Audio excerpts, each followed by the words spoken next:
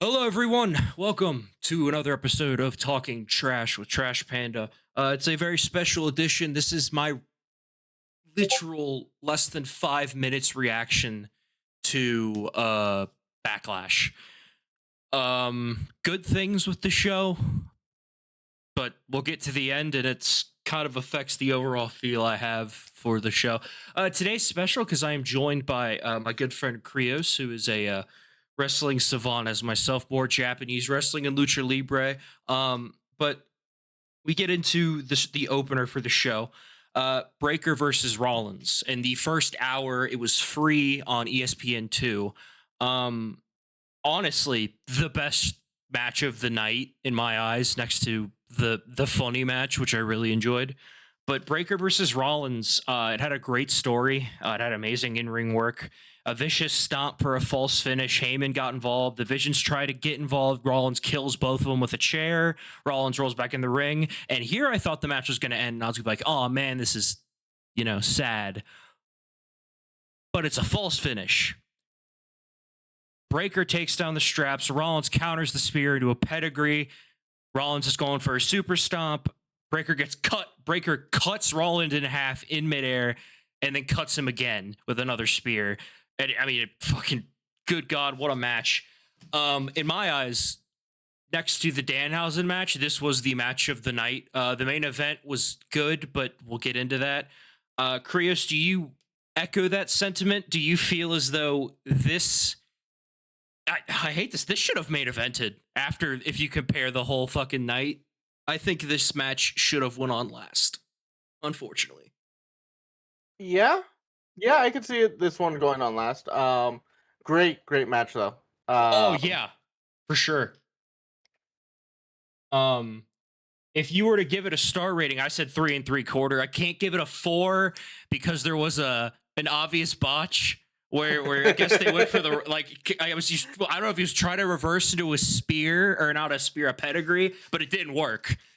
And then they kind of I mean, fumbled for a minute. So yeah, like I get where they were going because or it's either Michael kind of like covered it where he said it's like mhm. he was just tired out, and I'm like, cool, that's a great recovery Well, for yeah. commentary, Mhm. but in ring it Yeah. did not look that way. So again, It just I looked like a think floppy if we're mess. rating commentary, Michael Cole is one of the greatest ever, and I'm Oh not yeah, shocked that he caught that. Next up, we had Sammy versus Trick. I'm not even gonna talk about this. I'm just not. I hated it. I it hated it. was it was a fun little match Two because stars. I give it 2 stars because I yeah. hated everything around it. They centered everything around the fucking gingerbread, and it just wasn't good. Trick retains as I thought he would. I wish it was shorter. I really do. It got way too much time It's for the what it pro was. the problem is it didn't need the celebrity involvement. Hmm. If you would Yeah. have just given these two guys to let them do their stuff in the ring without celebrity involvement, it would have been a phenomenal match. Yeah. But because you had little Yachty there trying to be distraction and everything, I it guess my fumbled my at times. question is, was it the blow off? I Because Breaker and Rollins was so good. And then we'll get into my second favorite match of the night, which is we'll talk about in a minute. But do you think it was like a blow off for that next match? Because obviously, what follows is a they tried to do it as another big match mhm, kind of feel to it. yeah, And as it just did not execute. Like on paper, you tell me Trick Williams versus Sammy on paper would have been yeah. great, but they just did The not work build well. hasn't been there. The feud has not been there. And their Uh, match was just not that good. I don't know if it's in ring chemistry between the two, but it just wasn't the best. But we follow up with a banger. 4 out of 5, 4.5. Very evil, very Greatest match nice. of all Very, time. very evil, very nice. I know I'm gonna get a lot of flack for this, but this match was perfect for what it was. And that is why I get such a high rating. You have to understand, sure, it's like it's a gimmick match, it's a funny match, but it was booked that way. That was the expectation. So going into that match, you weren't let down by anything. In fact, I was Yeah. happier because of it, and it made me laugh because they had the fucking munchkins run down to the fucking ring, and I was like, oh my god, this is hilarious. That is what that needed to be. And that's what they did. That's why it's getting a 4.5. Because I can't give it a 5 because it's obviously a gimmick match. But it, for what it was, obviously Danhausen wins. But yeah, I mean, do you share the same feeling I do about it? I think that for complete honesty, if this is what we're gonna get with Danhausen, I'm for it. I like the Miz has always been the funnier type of matches. He's never supposed to be taken seriously. So pairing him with Bit- Danhausen I and will Kit defend Miz in Wilson. this instance. He can work anything. Mhm. Because even when he had the main event title years ago, it's like he was still great with it too. Yeah. He's your utility man. You Mhm. need him to do something, he can do it. Yeah. Like there's no ifs, ands, and buts about it. With Danhausen making it work, like getting everyone, like his job was getting everyone over, and he Correct. did. Yeah, correct. Miz is great at doing that. Mhm. He's always been great at doing that. I love it. Having Máscara Dorada to be immediately knew. the Immediately knew. Like as soon as I saw the mask, I was like, "Oh, it's him." Yeah, I mean, yeah. Like having him play as Mini Danhausen, And absolutely again, perfect. he's great in the ring. In that, actually, there was a couple of spots where it's like, "Damn, that was pretty fucking cool for a guy that is known for that type of stuff." That's why it's like one of the best matches of the night. Next to the next match, which was Asuka and Io. I really Yes. enjoyed this match. It showcased what these two can do in the ring, and you really didn't need to do anything for that. I gave it 3 3/4. There's a couple of spots where it was like, okay, maybe they like fumbled a bit, but other than that, I mean, it was a good length for the two of them. These two can work. These two can work together. We know they can. And also the little cherry on top that I really enjoyed now that now that Kyrie's not coming back, was Asuka turning face. Because it sets up other things they can do with world championships, for example.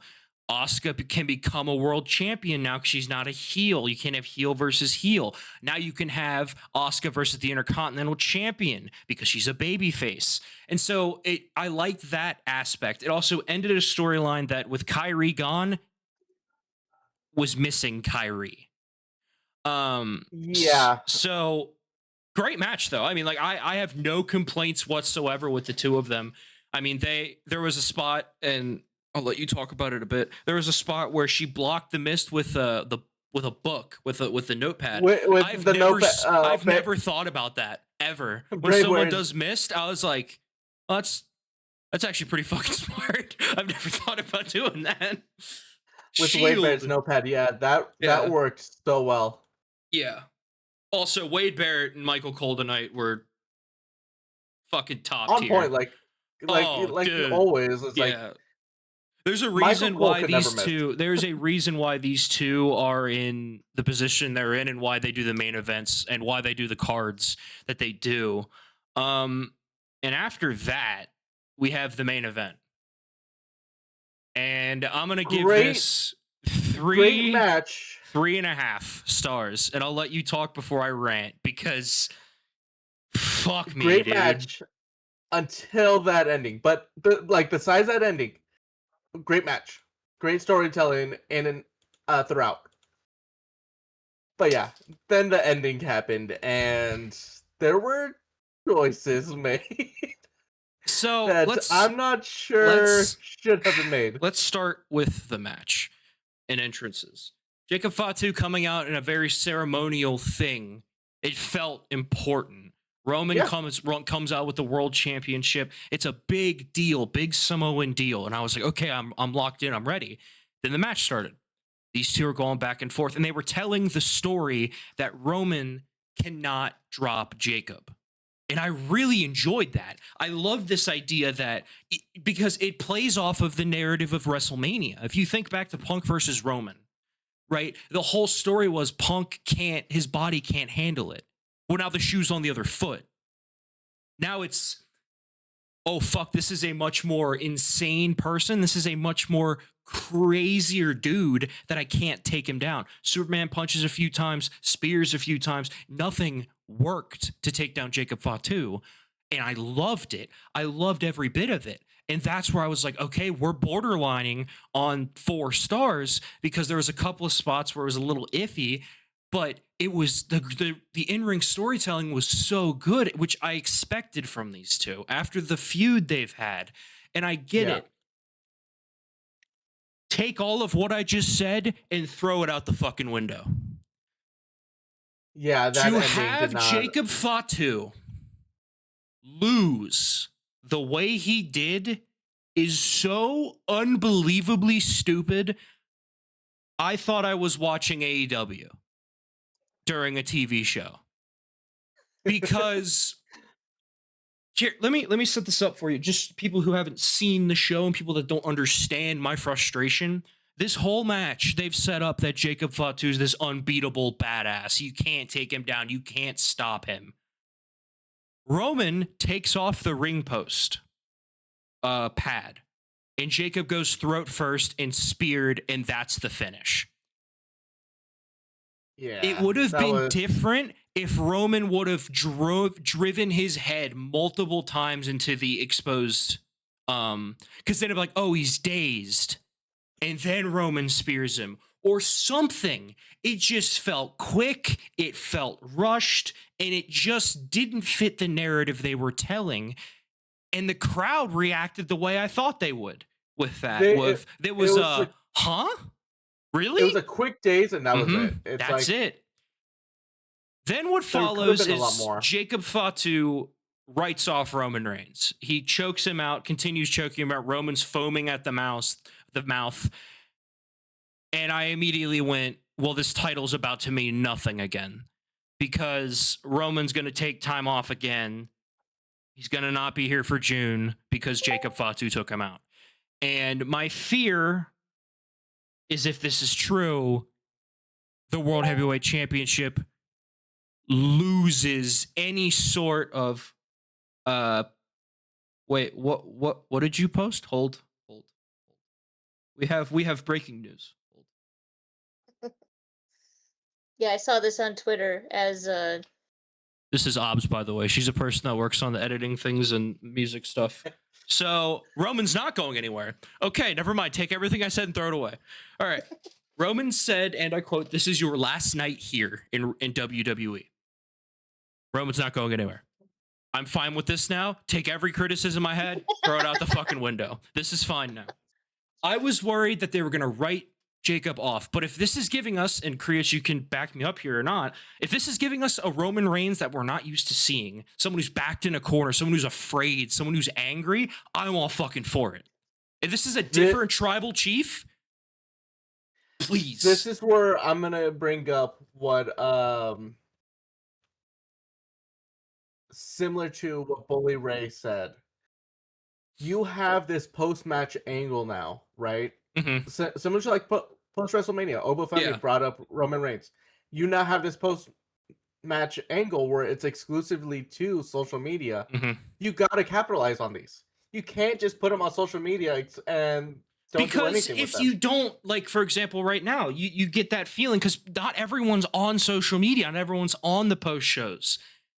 You got to do it during the matches, or, I mean, and maybe, you know, I mean, it's one thing, but if as they went off air, Roman would have grabbed a mic and said, "This is your last night here," and then it cut off, I would have been like, "Oh fuck, oh my god, like we need to talk, we need go post show, we need to go," but it didn't happen. Again, it's just a minor tweak of things. But Jacob Fatu obviously got to continue his feud with Roman Reigns. Probably clash in Italy. I would assume they're gonna face again. Roman's gonna go over again. It was weird not seeing the Usos, though. Even after the fact, I thought that part was weird. And I think that's going to be something that they play into on Monday, I would assume. That, hey, where the fuck were you? I mean, I assume that's what's going to happen. I just realized something, like, going back to it, and this is more on seeing what Oscar has posted. Yeah. This may have been a goodbye. Like she may be done with WWE. This may have been her last I match on the didn't want to contract. say that because I was afraid of that, but you're right. It felt like Because that. It had that vibe. she put out a picture this morning, right? Yeah. And finally, like at first I was like, okay, cool. Like it was just maybe it's just something leading up, but she put a picture of herself looking out, kind of like a window. Yeah. So like now that and I may just be overreading. No, I mean but that's she may, dude. I felt she the same may, way with Punk when like he lost and he came out on Raw. I thought, oh, this is a retirement, but it wasn't. But I agree. When you watch that match and how meticulous they were, it makes sense if it's a goodbye. I mean, you think yeah, about some of these spots. That's a callback to earlier in their careers. yep, Maybe this is Asuka being done forever. Maybe this is my retirement without retiring. yeah. Like Maybe it just maybe it felt very much so like she was saying even if she's not done with wrestling, she might just be done with WWE. who knows? But She at might the go same back to time, Japan. She might go back to well, Noah. I mean, I she was might gonna go to say, Stardom. She might go. Who knows? at the same time, she's 44. She turns 45 in September. Yeah. So, and most wrestlers, at least American wrestlers, because Japanese wrestlers can wrestle till their Yeah. 80s. I mean, Minoru there's Suzuki. Minoru Suzuki, Yeah. Jushin Thunder Liger was until like he's 60 something. Yeah. But American wrestlers usually That is a retire great between fucking 45 point though. to Like, and that's the thing 50. that when you look at Asuka, she's a mother, right? Oh yeah, Okay, so she's a mom. She's 44. And how else would you want to go out? With going out on your own sword with the person that you trained. I mean, that's poetic as fuck. Also, I didn't cover SmackDown, but I'm gonna talk about it now because we talked about this. All right, Brock Lesnar, I have so much more respect for you because you fucked up SmackDown, and I love you to death for it. The fact that you did what was the right thing and no one else saw that and no one's talking about this bothers me. You retired. No one else knew it was going to happen. You retired, gave it to Oba so that, because Gunther doesn't need it. Trust me, I'm a big fan of Gunther. I love Gunther. I'm interested to see what they do with Cody and Gunther, but it makes sense now why everything feels so disjointed is because Clash in Italy is going to be Cody Rhodes versus Gunther because they pivoted. The plan was, and we've known this since the beginning of 2026, Gunther retires Brock Lesnar. Brock Lesnar said, fuck that. Oba's retiring me. You don't get to tell me when I retire. Retires at WrestleMania. But yeah, it's the same thing with Asuka. Because if Asuka retires now, no one knew she was going to retire. She goes out on her own terms. Like it's great. I never thought about that though. But looking back at that match now, thinking about certain spots, thinking about the mist and being smart enough to block the mist. I mean, it's a callback to Mm-hmm. all their stuff. Correct. And it definitely feels at least that she's done with WWE, and it may be just because of the whole thing with EO. Mm-hmm. Like that may have just broken her. Like you had a storyline going on, and now you're telling me we're done with this. Mm-hmm. Like, where do you go from there? Let's talk before we wrap things up here with my final overall of the show. Let's talk about the big announcement, and I couldn't have been more wrong. I thought we were getting WWE club stuff. We were getting fucking WrestleMania in London. We were getting WrestleMania is not going to be in Saudi. No. And I'm very interested to see how this goes, kind of like watching a car accident. Because I'm telling you right now, I have a feeling it's going to backfire on WWE and they're not going to enjoy it because the wrong person's going to be put up there and they're like, we can't market this guy. John Cena gave us, the fans, an opportunity to crown our own champion in perfect John Cena fashion, the people's champion. It's Taboo Tuesday. It's Taboo Tuesday all over again. I think this will work if they let it work. If the company lets the people who vote actually choose the champion, this will be fun.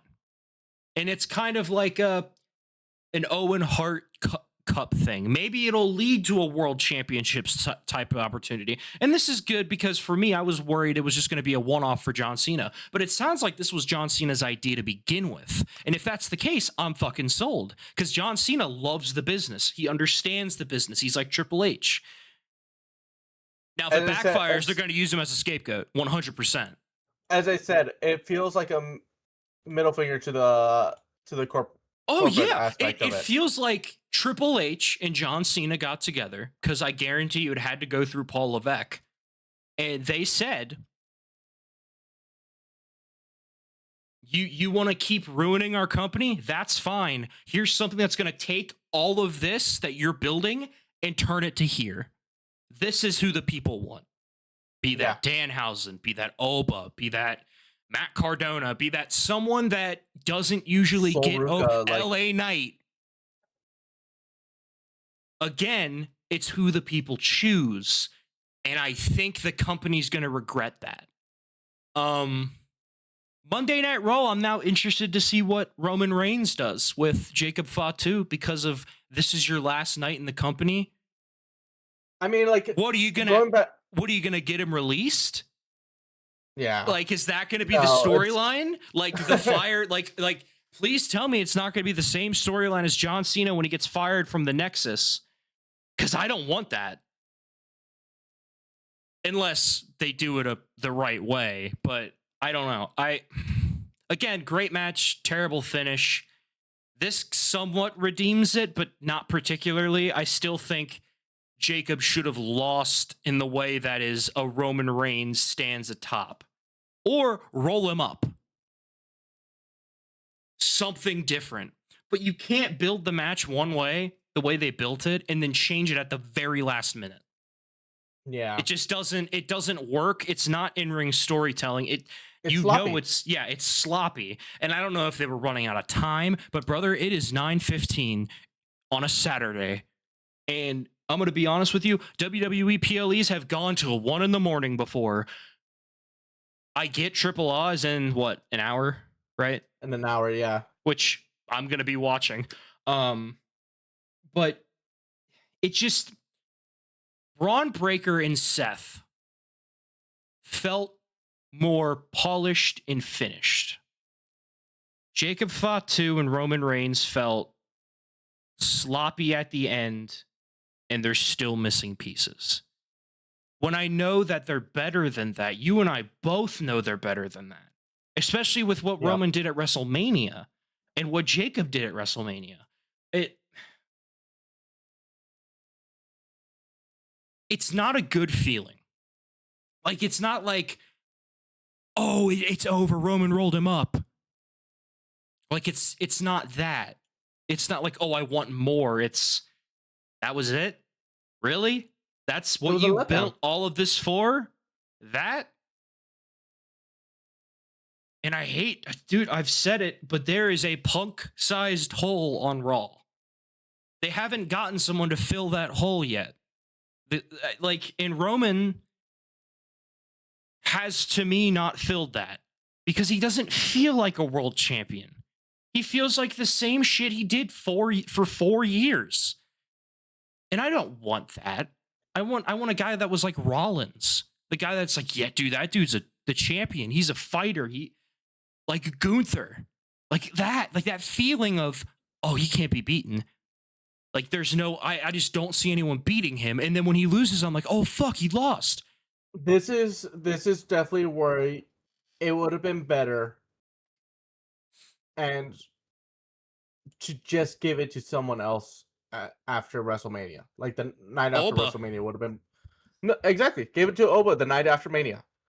Like, or give it to Punk someone else. Go over, if you Punk knew go that, over and face Fatu. If you knew that Roman wasn't gonna be here in June, what was the point of giving it to him? So and again, this is why if you would have had Punk go over, I think this would have been better. Because you could have sold the story that they sold with this ending. Punk did everything he could to win. It's what his title run was. He does everything he can to keep the title. He did it against Roman with the low blow and stuff. It would have been, that was a Punk ending. that tonight was a Punk ending. That is exactly what Punk would have done. And that's why in that, and even the ending, even with choking him out, it doesn't, I don't believe Jacob Fatu can choke out Roman Reigns based on look alone. And that's the problem, is I don't believe it. Now, if it was Punk, Punk's an old man. Punk, like, I know you criticize Punk a lot, but Punk would have been better for this role because of his age. It would have fit it better. makes more sense. It would have, you could have, it, again, if this was the plan all along, why did you pick someone that's younger? Like, I get Roman Reigns is a big deal. I understand that. But now I'm just waiting for Oba to take the strap off of Roman. Like, I don't give a flying fuck about what he does now. Like, I'm interested with Jacob Fatu, and I'm curious to see where they go with that. But there's a part of me that's like, Roman's going to retain, Roman's going to lose to Oba. And I know that's where it's going to go.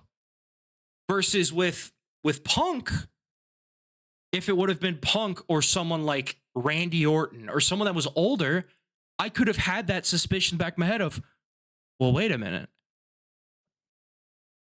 If Punk faces Fatu again, or Randy, he might actually lose. And then is Oba going to win the title? Because now I already know the play. Like, there's no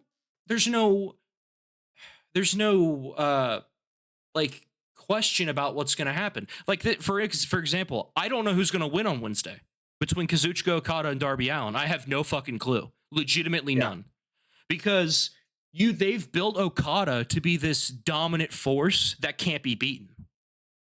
And Darby Allin's the guy who survives everything. And then you have the MJF storyline. That's good.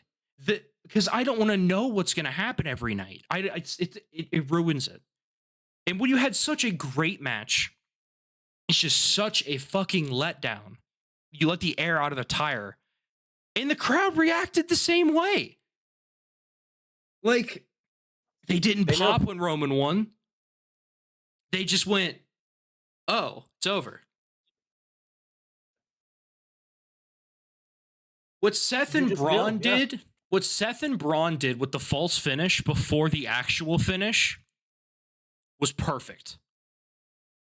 Because when Rollins rolled back in the ring and got speared, I was like, well, that's it. That's the finish. And what a match, but a shitty finish. And he kicked out. And I went, oh, Rollins might win. Because when he was going up to the top rope, I was like, oh, he might kill him. And then he cut him in half and speared him again. But that's, again, I had like a slight bit of like, oh my God, Rollins is going to win. They're going to ruin this for Braun Breaker. With Jacob Fatu versus Roman, I always knew Jacob was losing. It's just the way they told the story. You didn't give me something to be like, oh, Roman's going to lose, especially with the finish. Now, if he would have kicked out,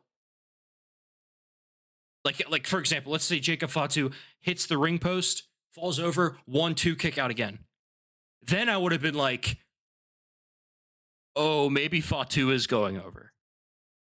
He's been speared 3 times, kicks out of all of them. Oh, maybe Fatu's going over. Yeah. And then you could have had Roman lock at a guillotine or something. Something different. Like you have to suspend the belief a bit. And when you don't do that at all, it's going to be boring. And I hate to say it, the main event missed Cody Rhodes. Because if Cody Gunther was tonight, I would have been way more satisfied. Because genuinely, in my heart of hearts, I do not know who wins that match. Yeah. I don't know. Because you could give it to Gunther. Because he beat John Cena. He retired AJ Styles. He's been killing careers left and right. And now he's the champion. And I believe that. It was missing a big star feel in the sense of that title match. Correct. Like, don't get me wrong. Jacob Fatu is over like can be. The better solution would have been just give it to him. just give it to him now. Yeah. You know Roman's not going to be back for a month, Yeah. and like let him like pretend he's dead for that month, Yeah. and then have him come back, and then you could do the match at say SummerSlam and do it with a stipulation. Yeah. But if the plan is to give it to Oba at SummerSlam, then you've already ruined it. Yeah. You know Oba's going to go over. And if Oba doesn't go over, I'm going to be legitimately pissed. Because it would waste so much.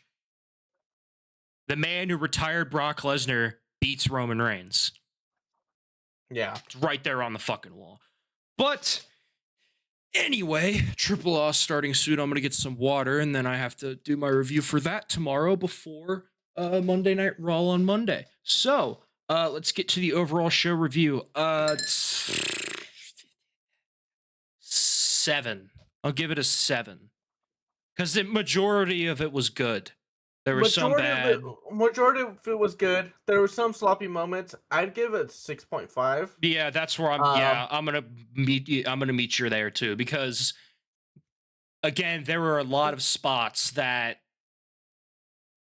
yeah, I agree. And it's always that statement. It's like it's how you feel by the end of it. And yeah, great leading up to it. Yeah. Funky in some spots, but that ending just soured it. Like if that ending was better, you'd be sitting at a 7.5 or a 7. Yeah, because of absolutely. because of the Danhausen match. I think that is a big portion of this. Because they nailed the Danhausen match. Now they left it with him standing over. They left it with Fatu standing over Roman. And if this is more of, and we've seen this before, this feels like it's just a segue match. I think that's what it was at the end of the day. This was just which a is not what match Backlash is, by the way. That is not what Backlash is intended for. So yeah, it's supposed to be like just basically wrapping up any WrestleMania storylines. That's all it was. Just wrap up any WrestleMania storylines. That was majority of the show. Oba Femi had a Roman Reigns post segment. You could have done that here instead of Fatu. You could have done it at Backlash. You could have had Oba Femi show up in the post show and be like, Roman, I'm coming after you. Yep. But anyway, it is what it is. It is what it is. It's been an interesting night. I'm excited for Triple A. Y'all have a great evening, and I will cover Triple A tomorrow. And yeah, we'll see you on Tuesday for the Monday Night Raw review. And I'm looking forward to the Thursday episode when we talk about Naruku's debut and the AEW Dynamite show. That's gonna fucking knock my fucking socks off. I've already know. So, thank you all for watching. We hope you all enjoyed. Thank you for coming back to the dumpster. If you've enjoyed, please leave a like. If you find yourself coming back, subscribe because you're coming back anyway, so why not? And I will see you all on Tuesday. Have a great rest of your evening.